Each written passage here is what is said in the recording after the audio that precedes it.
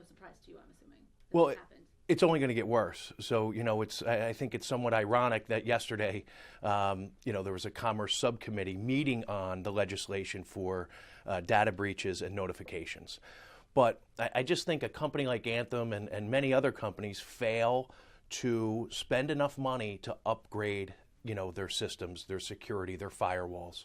So there are things that they could do to prevent this from happening. I don't know for sure yet, but we do know that the hackers were able to gain access to their servers. So, when was the last time that they upgraded anything in terms of their IT security? Who does this affect? We don't know if anyone in New Jersey was actually affected because Anthem, from what we're trying to find out, Anthem has not told us. They're not saying how many people are where. Exactly. But people in New Jersey could be affected because there are affiliate companies through Anthem that are also, now been exposed. And that's about 67 million people. The 37 million people that are directly enrolled with Anthem are for sure have been affected. What do you mean by affiliate companies? Affiliate companies, third-party vendors that work with Anthem, doctors, hospital networks, things like that. So, what do we need? First off, if you're concerned that you might have been affected by this breach, what should you do immediately? You should get a copy of a credit report. Take a look at it. Obviously, look for any red flags, accounts that don't belong to you, addresses, recently added addresses that you have never lived at. So one of the things that the identity thieves do is they try to establish a completely new identity, and they'll use a different name, a different address, but they're going to use your social security number.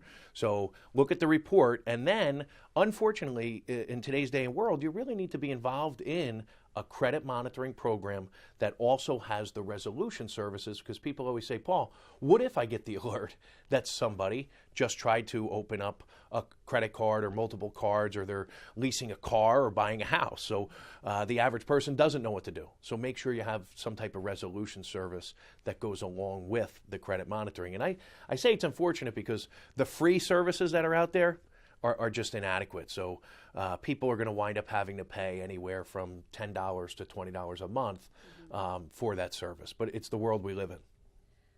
Yeah, Tom, tell me about a little more about these programs. These are not things that are offered through the government. These are not things that are offered those free, like what I did, the free fraud. The fraud alert, so if you know you've been affected, you might want to even go take it a step further and put a security freeze on your credit reports. And that means that no one, including you, would be able to gain access to your credit reports without first providing a PIN or a password.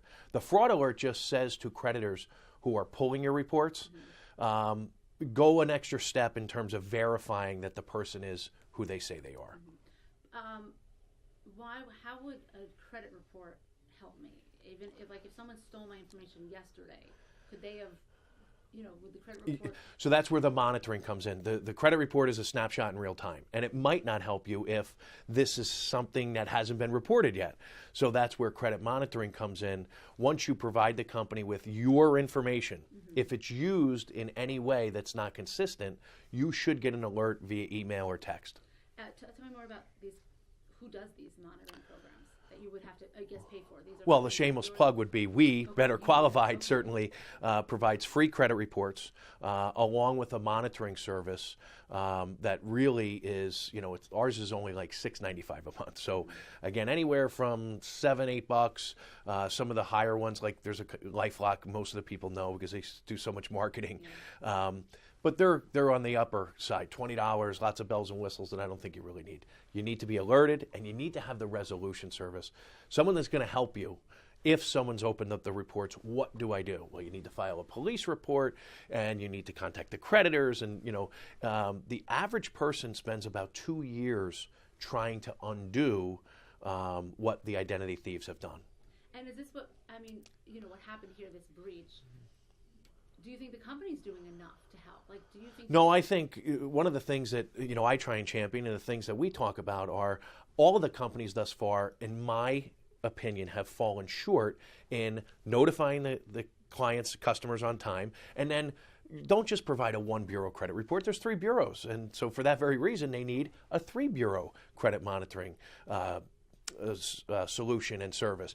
And how about letting them know they stole your email, Marcy? So be on the lookout for phishing emails that look like they're going to come from Anthem. And we know from Target and Neiman Marcus and Chase that the identity thieves emailed their clients, and people gave even more of their personal information because they weren't made aware that these phishing emails are going to come. They have your phone number.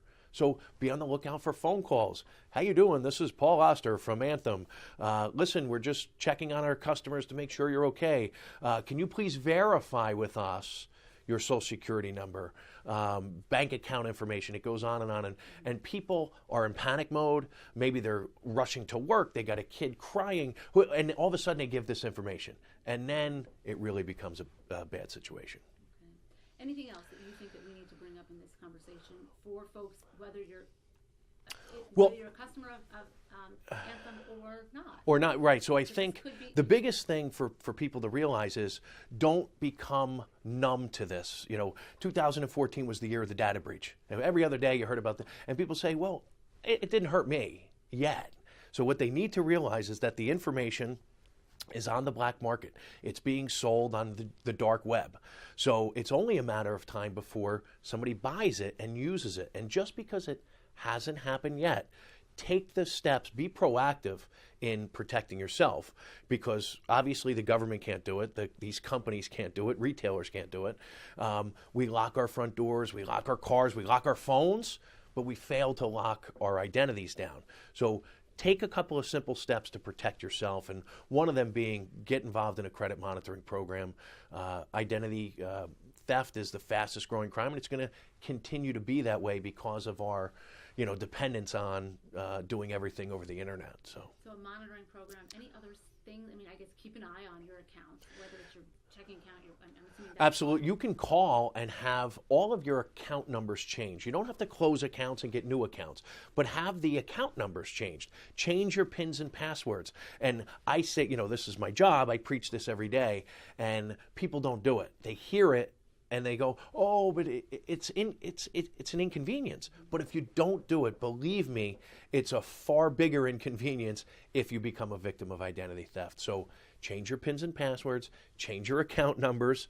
You don't have to get new accounts, but certainly change them. And then obviously you're going to have to change, you're going to have to alert the creditors. Maybe you have auto draft and auto pay and all that stuff.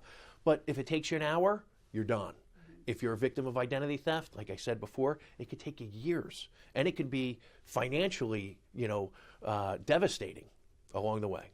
And when you say change your account numbers, you have bank account, checking account, savings account, that's... Absolutely. Bank accounts, checking accounts, credit cards, all of those banks and creditors will issue you new account numbers. Mm-hmm.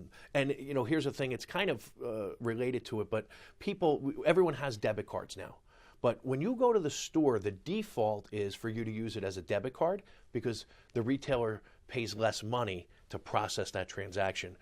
Ask to use it as a credit card. So when you swipe your debit card now, it says, what's your PIN?